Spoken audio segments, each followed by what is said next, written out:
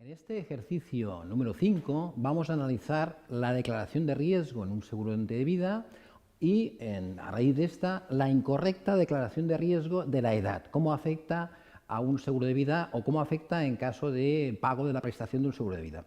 Luego también hablaremos de una aplicación práctica de designación de beneficiarios. ¿Quién tiene derecho a designar beneficiarios y quién y cómo puede cambiarse o revocarse esos beneficiarios? Lo veremos con un ejercicio práctico. Vamos a ver el enunciado. El día 20 de mayo de 2010, José Pérez nos indica contrata como de tomador de la póliza de vida de una compañía A, para caso de muerte de su madre. Fijaos en el caso, contrato un seguro sobre el fallecimiento de un tercero. Sería un seguro de vida sobre la cabeza de un tercero. Tomador y asegurado no coinciden. Tomador es el hijo, contrata en caso de fallecimiento de su madre, María García, contrata un seguro de vida en caso de muerte. Es importante tener en cuenta, y ahí lo destacamos en el enunciado, que cuando el asegurado y tomador no coinciden en un seguro de vida en caso de fallecimiento, es necesario tener el consentimiento del asegurado, el consentimiento expreso, salvo que se pueda presumir que existe, debe constar el consentimiento expreso del asegurado a esa operación de seguros. ¿Cómo se hace eso en la práctica? Pues en la declaración de salud el propio asegurado firma, la autoriza, al contestar la declaración de salud de un cuestionario, de una solicitud de un seguro de vida, autoriza a que se haga ese seguro sobre su cabeza, tomador hijo, asegurado madre. ¿Qué capitales se contratan? En principio hay que tener en cuenta que esos capitales no son revalorizables, se van a mantener fijos durante toda la duración del seguro. Apuntar aquí quizás sería recomendable que fueran revalorizables para ir adecuando su importe al coste de la vida, revalorizables como mínimo según los IPCs o un crecimiento moderado para adecuar el capital, el poder adquisitivo del capital al coste de la vida. Pero en este caso no son revalorizables, que también es frecuente que se haga así. Fallecimiento, 100.000 euros y una garantía complementaria de invalidez, de 100.000 euros también. Destacar aquí también la importancia que en un seguro de vida las garantías complementarias no pueden exceder del importe de la garantía principal, que es caso de fallecimiento. En caso de fallecimiento, el beneficiario, ya veremos quién es, según el enunciado, y en caso de invalidez, el beneficiario sería, lógicamente, la madre, la asegurada, María García.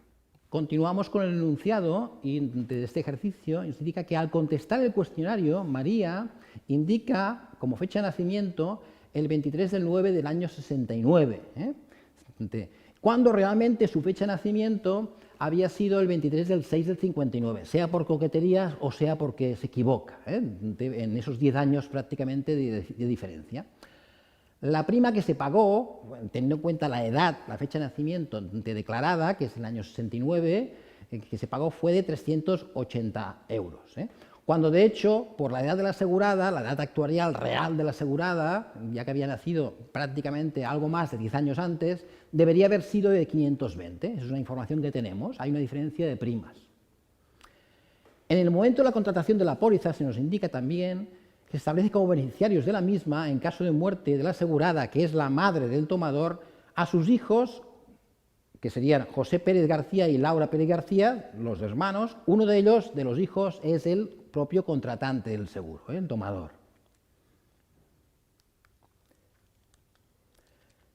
Seguimos con el enunciado. En agosto del 2010 se produce una fuerte discusión familiar, y a resultas de esa fuerte discusión, María se enfada con su hijo, y hereda, cambia el testamento, o establece el testamento, y el 20 del 8 de 2010 establece como heredera universal de todos sus bienes a su hija, Laura Pérez García. No incluye como heredera universal de todos sus bienes a su hijo, solo a su hija, Laura Pérez García. Recordemos que el beneficiario inicialmente designado en la póliza de fallecimiento eran los dos hijos, y en cambio en 2010 se hace testamento y se indica, no se habla de la póliza, pero se indica en ese testamento como en la cláusula de herederos universales se incluye nada más a la hija Laura Pérez García. Seguimos con el enunciado. Por su parte, el 1 de 9 del 2010, José Pérez solicitó a la compañía A, a la compañía con la cual tenía el seguro, que modificara, acto seguido, después en agosto del 2010, en septiembre, José Pérez, que es el tomador de la póliza, que contrató sobre la cabeza de su madre en caso de fallecimiento, que se modifique la designación realizada en la póliza inicialmente, se comunica eso a la compañía, y que en lugar de ser los dos hijos beneficiarios del seguro, él mismo y su hermana, a partir de ese momento sea el beneficiario exclusivamente él mismo, el tomador de la póliza, el hijo, como hijo. José Pérez García. María, al cabo de unos meses, fallece el 15 de mayo de 2011 ahogada en la piscina. En principio, los datos que tenemos es que se murió ahogada en la piscina de manera accidental. No fue, en ese fallecimiento no intervino para nada ninguno de los hijos ni un tercero del asegurado. Fue una muerte por negligencia ahogada en la piscina. Teniendo estos datos, de este caso tan interesante, vamos a intentar resolver poco a poco y argumentar las respuestas de este ejercicio.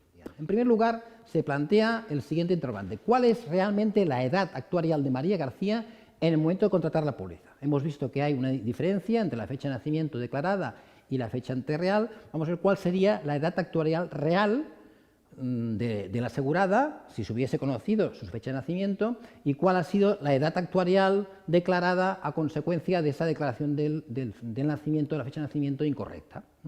Y en segundo lugar, dado el error en la declaración de la fecha de nacimiento, si estaría o no cubierto el siniestro. Vamos a ver en primer lugar cuál sería la edad real actuarial que debería haber constar y con la cual se tendría que haber calculado la prima del seguro. A la pregunta de cuál sería la edad actuarial, de si hubiese conocido la compañía la verdadera de fecha de nacimiento de la asegurada, vamos a hacer el cálculo de la edad actuarial.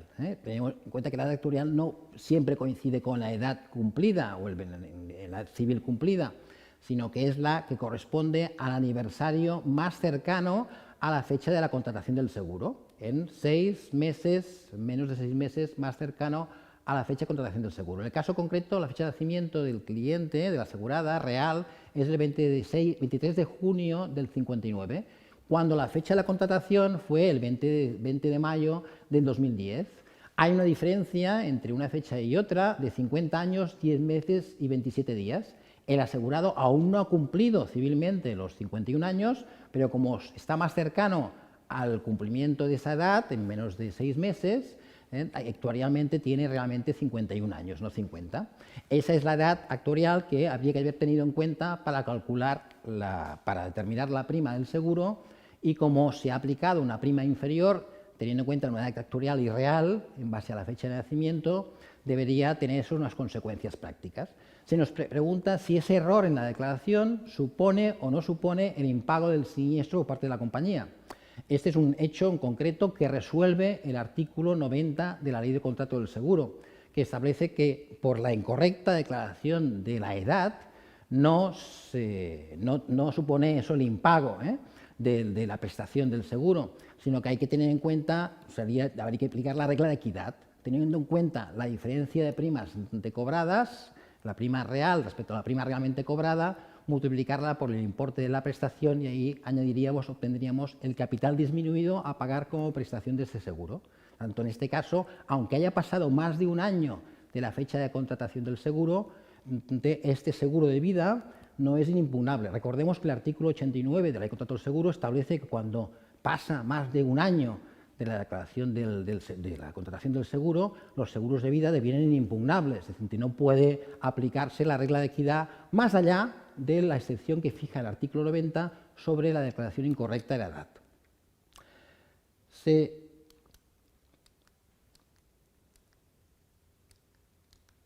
Tercera pregunta que añadimos en esta diapositiva, si debería aceptar la compañía el cambio de beneficiario solicitado por José Pérez el día 1 de 9 del 2010. Recordemos el enunciado como hemos visto antes. Tras ese enfado familiar entre la madre de José Pérez, no es que desherede, sino que designa, testa, hace un testamento notarial y designa como heredera universal de todos sus bienes a su hija. Primer aspecto a tener en cuenta es que esta declaración de herederos incluida en el testamento de por sí no modifica una designación incluida en la póliza. En este caso estamos también, tener en cuenta, ante un seguro contratado por su hijo, en que el asegurado es su madre.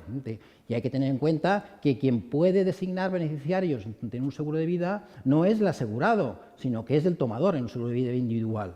Por lo tanto, sí que la compañía A debe aceptar el cambio de beneficiarios del seguro de vida individual realizado por José Pérez el día 1 del 9 del 2010.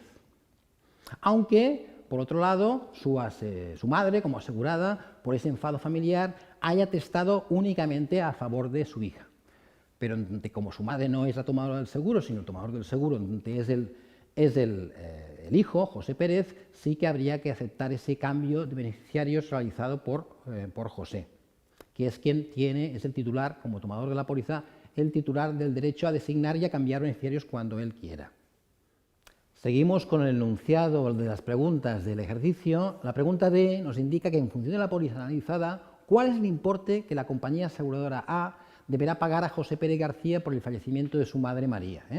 Partimos de que el tomador, en este caso el hijo, José Pérez, ha cambiado la designación de beneficiarios y en lugar de ser, como era inicialmente, los dos hermanos, entre él y su hermana, los beneficiarios, como él tiene potestad para hacerlo, porque es el tomador del seguro y quien tiene derecho, según la ley de contrato del seguro, a designar beneficiarios y a modificarlo es él mismo, modifica la designación realizada y pone ahora como beneficiarios a él mismo, como único beneficiario.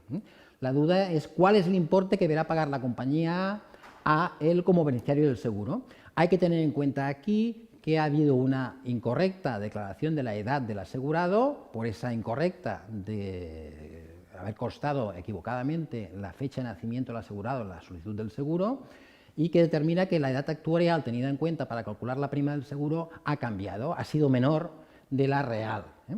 Y la segunda pregunta que se nos plantea es si el fallecimiento se hubiera producido transcurrido más de un año después de la contratación de la póliza. Hemos dicho en el enunciado que se produce justo un año después del primer año del seguro de vida, si hubiese cambiado la resolución del supuesto, si el fallecimiento se hubiese producido con posterioridad a la primera anualidad, en segundas o terceras anualidades del seguro, siempre y cuando se hubiese pagado la prima.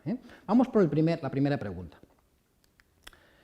¿Cuál será el importe a percibir por parte del beneficiario, en este caso el propio tomador, en caso de fallecimiento del asegurado? ¿Qué cantidad percibiría? Hay que tener en cuenta que ha habido una incorrecta declaración de la edad, por tanto se ha aplicado una prima inferior y eso deviene, de acuerdo con el artículo 90 y el artículo también 10 de la ley del contrato del seguro, la aplicación de la regla de equidad. El capital asegurado son 100.000 euros, multiplicaríamos por la prima realmente cobrada y la dividimos por la prima que debería haberse cobrado de haber conocido la edad actuarial correcta, que hemos dicho antes, del asegurado. Tanto no se tendría que pagar el capital asegurado como prestación del seguro, sino la prestación del seguro serían 73.076,93 euros. Ese es el importe que la compañía estaría obligada a pagar después de aplicar la regla de equidad por la diferencia de edad, diferencia de primas del asegurado. La segunda pregunta del enunciado nos indicaba que si el fallecimiento se hubiese producido después de transcurrir la primera anualidad de contratar la póliza, si realmente, en este caso, se produciría alguna diferencia en la resolución del caso. Hay que decir que no habría ninguna diferencia. Hay que tener en cuenta, y de ahí porque es el motivo de la pregunta, que el artículo 89 de la Ley de Contrato del Seguro establece que los seguros de vida, hemos dicho antes, son impugnables transcurrido un año de su contratación, salvo que se pueda demostrar por parte de la compañía que el asegurado en la declaración del riesgo, el asegurado tomador, haya incluido un dolo. En este caso no hay demostración de dolo, no hay ningún tipo de engaño en ninguna otra circunstancia de la declaración del riesgo, lo que sí que hemos visto en el momento de contratación de que hay una diferencia de prima que se hubiese cobrado si hubiese conocido la edad correcta. El propio artículo 80, y en relación al artículo 90, exceptúa de esta inimpugnabilidad del seguro de vida, transcurrido un año, a la declaración de la edad. La edad es tan importante a efectos de calcular, de tarificar un seguro de vida, que la propia ley exceptúa, sea cuando sea el momento en que se produzca el siniestro, si hay una incorrecta declaración del riesgo que afecta a la edad, esto no es óbice para no aplicar la regla de equidad. Es decir, el artículo 90 es una excepción del artículo 89. Por tanto, se hubiese procedido por parte de la compañía aseguradora de la misma manera, pues sea cual sea el momento en que se produzca el siniestro, aunque pase más de un año desde la fecha de contratación del seguro de vida, de riesgo en este caso. Y hasta aquí el análisis de este ejercicio, que afecta claramente a la declaración incorrecta de la edad, aplicación de la regla de equidad y por otro lado plantea la designación de beneficiarios y su posterior cambio por el tomador.